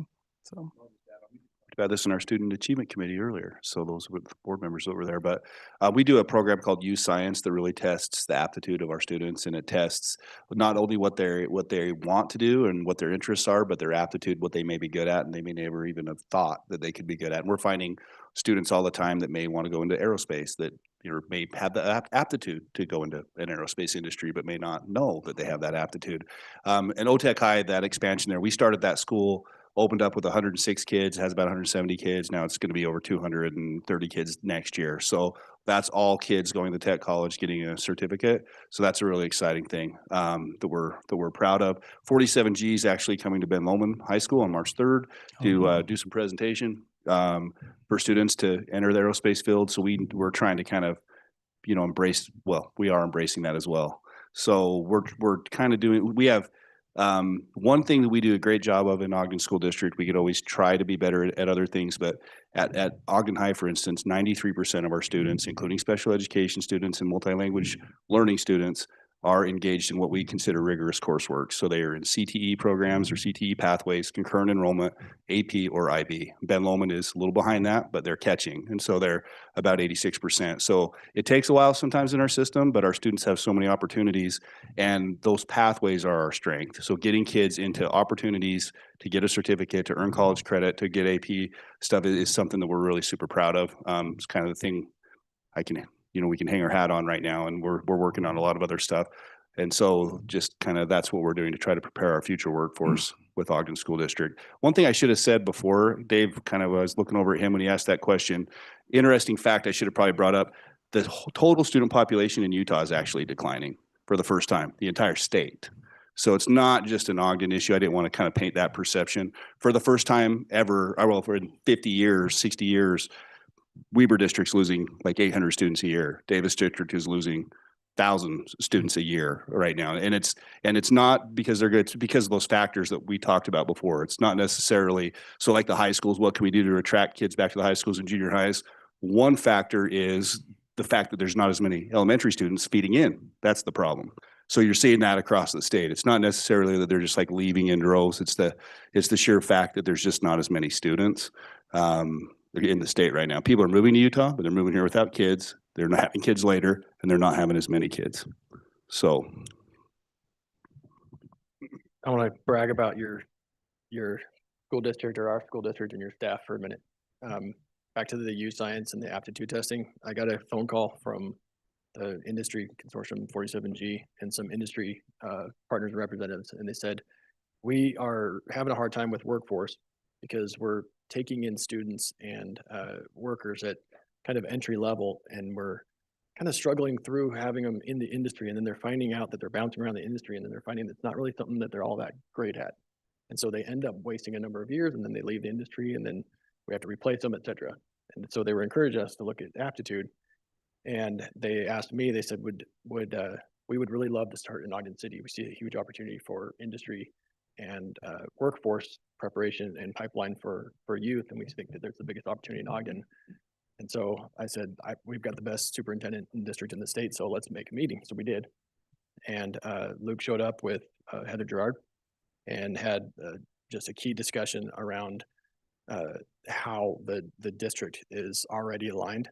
And I just want to tell you guys, it was so great to just watch it happen, and then to how quickly it came into being. All the way to this week, I got notice that my daughter took the aptitude test through the school district. She's at Mount Ogden Junior High, and she tested it and has the aptitude for aerospace and defense, and has been invited to the introduction with industry through 47G. It was just a fun full circle, and it's indicative of the actual mission of our work. We put opportunities in our community, people get to take advantage of it, and then just see my own kid just kind of is in that framework and goes through and gets selected and invited to participate. And it's fun to see the work that you do impact the kids in our community, including in our own family, it turns out. Any more questions for David or discussion? Okay, thank you. Thanks, David. On our agenda, we have a discussion item of joint interest. And dealing with communications between the city and the district. And I kind of want to bring this up, and I'm not sure exactly how to approach it, other than to look forward. I think, we can learn from the past how to be better in the future. Back in, I don't know what year it was, when you surplused those 3 properties, the North Jackson, 4th Street area, and Grandview. We had a really good discussion about that, and I think that worked out fairly well. I mean, everybody wasn't happy, of course. I don't think you're ever gonna make everybody happy, but anyway, I want to go back even a little further than that. Back when the old Edison Elementary was decommissioned and demolished, the city partnered with the district to take that property. The city did the redevelopment with put in new landscaping, added it to the Mount Lewis Park that was adjacent to it. They added 3 new soccer fields, and the city's doing the perpetual maintenance and those kind of things. But the district still owns the property. I love that model. I think the way we have a unique thing where our citizens are all our citizens. Our boundaries line up exactly on the same place, and so we're representing the same citizens. And I'm kind of hopeful that we can. Well, let me go back another little time. Before that surplus of those 3 properties we talked about, I had a conversation with my school district representative, explaining what was the desire. I mean, you all are concerned about your enrollments and how you'd like to have students actually living here so that they'll go to the schools.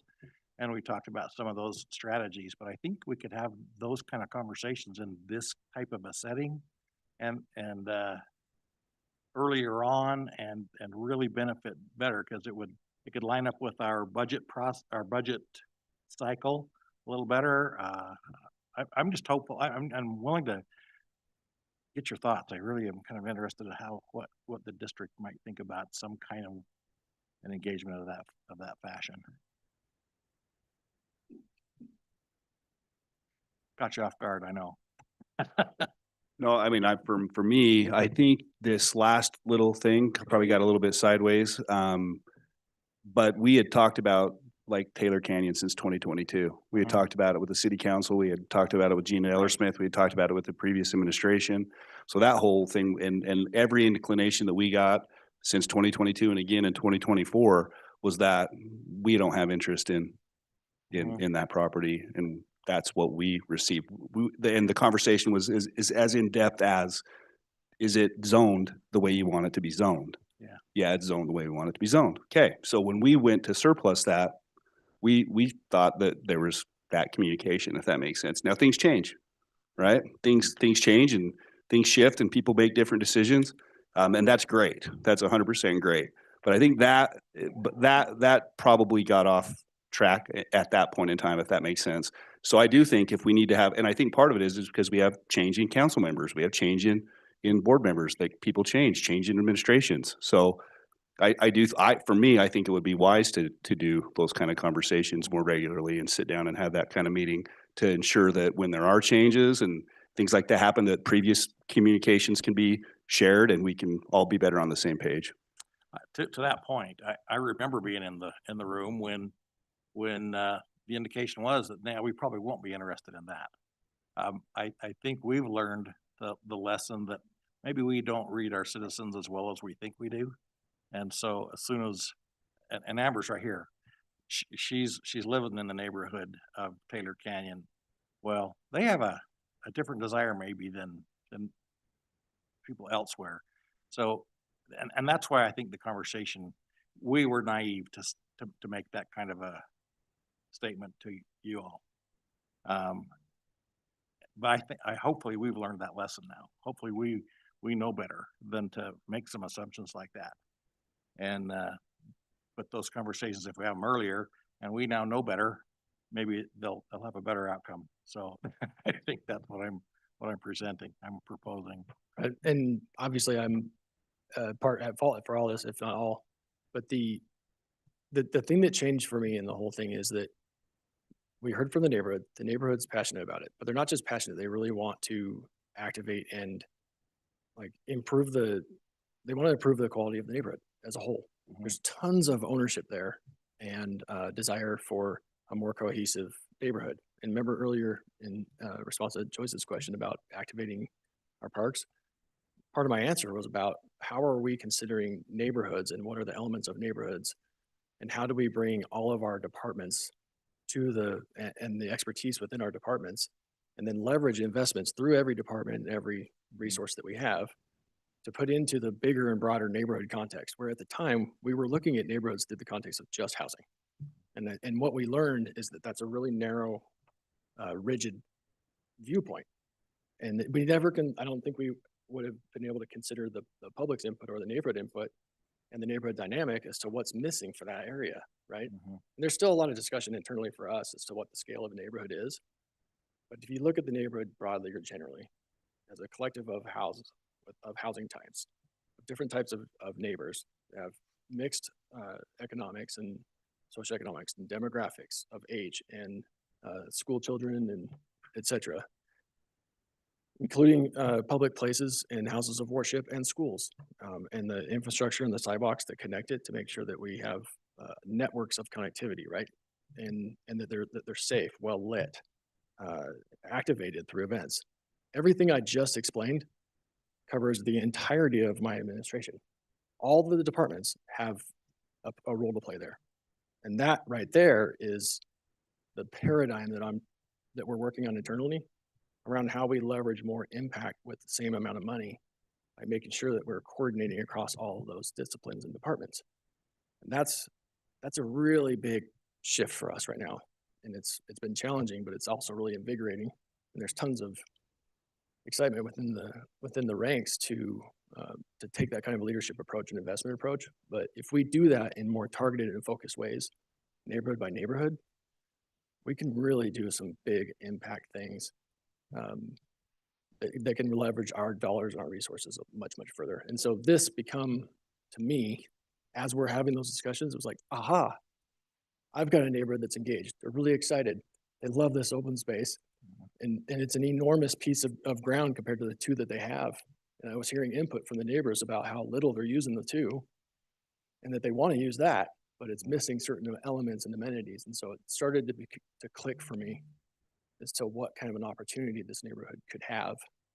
And yes, like my paradigm shifted big time. Yeah. And then with the legal requirements on timelines, that was really hard because of like going into last week, I thought we were okay just to send a written notice to the district. But then legal found an implication and said, there has to be a resolution. So we had to hustle, and that right there just trips everything up. So, well, Mayor, to the point, and I really didn't want to point any fingers your way because I think we caused it. I really do. But you all have desires and interests and stake in those properties too. You'd like to see them used a certain way to benefit the district. And so that's why I think these conversations, if we brainstorm together on these things, I think we can really come up with some great outcomes. So it does need to start earlier. I'll just tell you that I've had really, really productive conversations with the district administration. We just elected new leadership at the council. We got new staff as well, and we'll be transmitting some ideas and proposals to you in collaboration and focus with the district. I do want to make this other statement, and we did it last time, but because of our form of government, the administration side and the council side, we do kind of operate independent of one another. And so if you tell them, you didn't necessarily tell us. So if we could kind of communicate with both sides of our government on some of those things, that would be very helpful. But I think that behooves us to have this type of a meeting a little bit more often, and with some more pointed discussions around this kind of a thing. I know you've got some other surplus properties that are coming down the pipe somewhere. I don't know what they all are. I know one in my neighborhood, in my end of the world, Bonneville, is probably going to be on the list at some point. And be a good time to start having the discussion. What do we do with that land? What does benefit everybody the best? So just throwing it out. That's, Yeah, I would be curious how we would formalize the process, because I certainly don't want there to be any outside looking in that we are doing any type of backroom deals between the two entities. So I do agree. I mean, I felt like as board members, we did our due diligence in our process, you did. and then it kind of, obviously that next step was we did our part, and now city council, Ogden City has, first right of rescission, and then it was kind of coming back on us as if we had done something inappropriate or wrong. And so I agree. I think there were some lessons to be learned from this experience, but I'm just curious, how do we formalize that process? Because again, like we did our part correctly. I like I said, I'll say it again. I really don't want to point fingers your way, because I don't think you did anything wrong. You did follow the process. And I know that there was probably some people that were frustrated and trying to make some blames, but I don't think anybody really did anything wrong, other than we were naive and didn't anticipate well. But you didn't do anything wrong. I want to illustrate that. So, but you're right.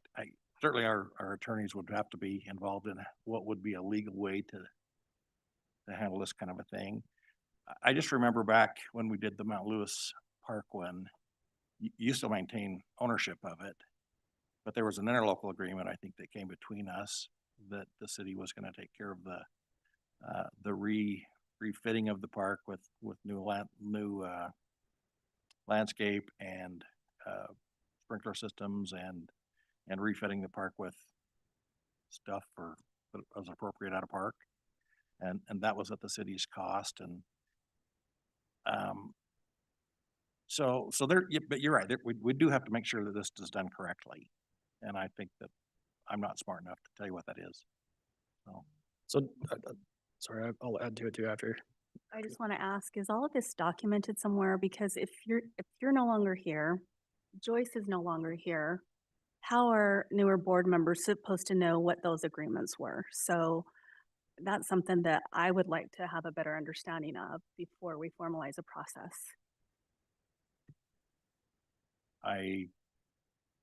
That would be a question for our recorder, I think. So, Look, can I just back up for a second? I want to get to your comment, because Rich is right. You didn't do anything wrong. Have we? Maybe. But there's no ill intent, but if we always start from assumption from the outside that we're doing something backdoor or shady, it's really hard to overcome that perception. And when in fact, neither side did anything inappropriate or unethical or wrong. We're trying to make good decisions as we go, and we're trying to communicate transparently while respecting one another's lane and authority. That's the hard part, is we have to communicate from these big organizations and entities, which can be kind of clumsy sometimes, but also because we have different lines of authority and duty, I like to respect that. And so I can't speak for the council. I can only speak for me. So when I say I'm going to be proposing to the council, it means they still have a decision to make, and that they'll consider my proposal, I hope. I can't presuppose what they're going to do. So I have to respect that. And I also understand you guys have a different form of government, and that Luke is under a different pressure, and he can't really speak for you without a vote either. Right. And so think about the lines of struggle here. It's like, okay, I'm having a paradigm shift, because I remember the surplus came kind of unexpectedly, but we knew it was coming eventually. So it happened, and we're like, oh man, I had never connected the fundamental paradigm changes that we're working on internally for that project, right? I got to get with Luke, have a conversation with Luke. Looks like, okay, well, yeah, whatever. I got to get with the board, right? And then I got to get with my administration. My administration is Mara. Mara's got to get with Glenn. Glenn's got to get with the chair. The chair and the vice chair got to get with the other council members. Then they got to get that back. And then you see how it always has to come. So we're all trying to respect boundaries and authorities, and it makes it really, really hard to just have conversations that way. Especially when the underlying assumption from too many people is that we're crooked. It's actually the opposite. We're trying to be respectful, ethical, and transparent and not abut on other people's lane. And the accusation turns into a different thing. So it's really a challenging environment, frankly, to just make decisions in. Yeah, I agree. And that's why I am proposing that we have a very transparent process. And also, I don't think any of us necessarily anticipated how passionate the neighborhood felt about that plot of land.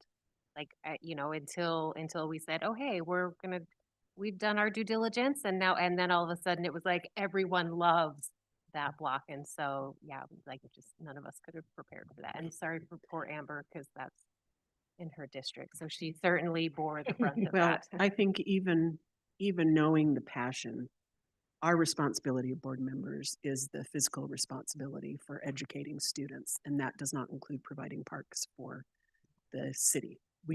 That's not our business. That's not within our wheelhouse.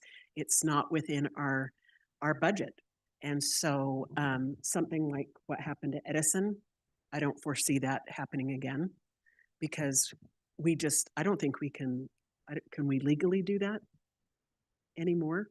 I don't know. I just think that our responsibility as school board is to make sure that our monies that we do get go to educate kids. And while parks are just fine and they're great, and I'm all for it having a park, I don't see that the school district can pay for it or forego the revenue from selling that property to provide a park for the city. Because, as you know, we need, every government entity needs all the money that they can get to do the job they've been asked to do. But yeah, so that's, I think, where we are as a district. And just to add on to that, what Jennifer said, the thought process of our board was knowing kind of the previous conversations that had happened since 2022 and then 2024 and continuing, that there would be a private sale that would save the taxpayer a lot of money across the state. I mean, across the whole city. And that was kind of the thought process, was this was probably going to be a private sale because of the communications that had happened with the council before and administration before, not saying necessarily they were interested in the property, that money would then have saved the taxpayers quite a bit of money that we would then use for capital projects that we need to get done, if that makes sense. Well, on behalf of my neighborhood, thank you for listening. I really appreciate it. And yes, they are very passionate about it. Piece the cake, obviously. Yeah. One more thing I just wanted to add to that is that a certain portion of the conversation when it comes to surplusing property and putting it up for sale or anything like that is closed session stuff. So it's not something we can have an open discussion with the city council about or other people. So yeah, I don't know how that would look, because we do have closed session rules and that kind of, when it comes to stuff like that.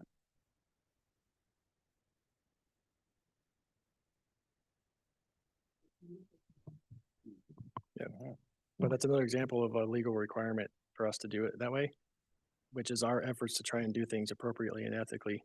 And then that turns into some other perception. And so I'm sorry if you guys were accused of doing something wrong. You absolutely didn't do anything wrong. You did not do anything wrong. You did. Oh, okay, good. That's good. I'm glad to hear that. Yeah. I did kind of turn over my head and ask Zane if he knew the mechanics of all of that stuff, and he kind of acts like he does, so. So I'll address two things. One is the Edison thing. So I spent some time today, went back in history, minutes from school board meetings going back to March of 2015. So keep in mind, when I was hired in Ogden, it was January of 2014. And I remember my predecessor driving me around the community, and we drove by Edison, and in my mind, I'm going, why is that building still standing? And I get made fun of because I like to get out the wrecking balls. But anyway, in March of 2015, we started having conversations about the demolition of the old Edison school. And and I looked at the minutes from a half a dozen meetings. Early on in one of those meetings, at the time Shane Story was the board president, he says, I think we should just give it to the city for really cheap and let them tear it down and they can have it. But the city wasn't interested in that. And then right before we actually issued the contract to demolition the building, was like in March. Sometime in there, we'd had some conversations with the prior city administration. They said, you know, we don't want the school, but what if we, you guys knock it down and then we will make the improvements and just make that a big park. And the last thing in the minutes that day was we ought to have an MOU with the city on this stuff. And that's where it got left. I mean, so when we had our meeting the other day, Mayor asked me, is there an MOU? And it got me, I don't know. I couldn't find one. And so that's all there is. We don't have a formal MOU on that particular thing. And so I was thinking today when I read that, I probably ought to get with Mayor and let's get something in place for the future. And we do have a model from another project that we did of an MOU with Jefferson Park that we just talked about. And so, you know, we have done things like that, but we didn't have one on that one. So that's the story of Edison. We'll work to clean that up officially. With regards to this other deal, I just will say that in every conversation that I ever had with anybody, you know, it was part of the city's general plan to have that be housing going forward. And it made sense to me. And they didn't see an interest in acquiring that property themselves and developing it, which we did with, and which the city did with the old D Elementary project. And that turned out to be a really good deal for Ogden City. When we did the old, well, the other three properties we did. Oh, yeah. Grandview. Grandview was one of them. The city decided we don't want to do that one. They did want to pick up the Jackson property and the other school that was down on Wall. Lynn, that's right. Lynn Elementary. And we caught hell a little bit about the city council not getting the word on that whole thing. And so I made really, I made it a point that when we give notice on this last deal at Taylor Canyon, the city council and city administration got copied on the same email. So nobody can claim ignorance on that as far as I'm concerned. Everybody knew going into it the way it was. We were operating on the assumption that we'd been talking about. So I don't think anybody's acted in bad faith. We are where we are with this thing. So we've had some discussions. I guess if the legal eagles are making the call, you've got till the 2nd of March till you make us an offer. I was gonna say, if it's the And legal so- eagles, we'll never get there, but. We remain open to conversations. Thanks. Because we have some needs of our own, so. Yep.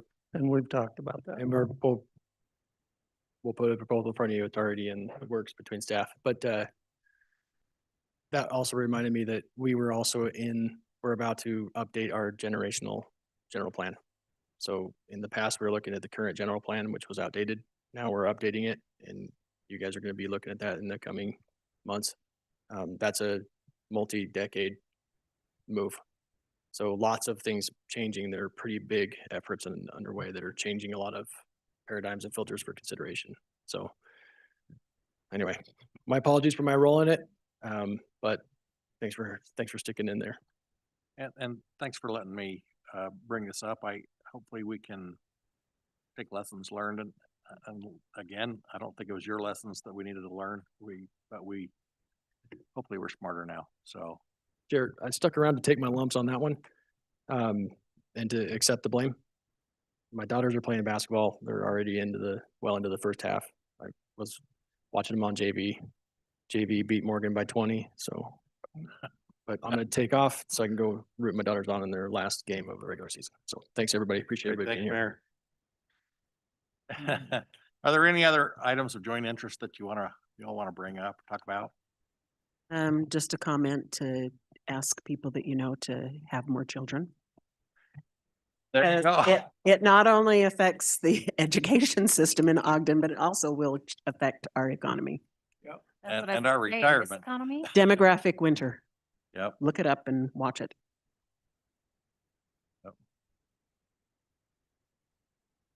Go ahead. So I've been watching the city council meetings and I just wanted to bring up that I did send my city council members, all of you, an email from me as a citizen, as a daughter of immigrants, that I do support having some type of resolution. I think we can all agree and find common ground that we want to keep our community safe and not live in fear. Many of the students that I speak to, as well as families that I speak to, they live every day with anxiety and fear and wondering if when they go home and if a situation arises in our own community, if their parents will be at home or their siblings.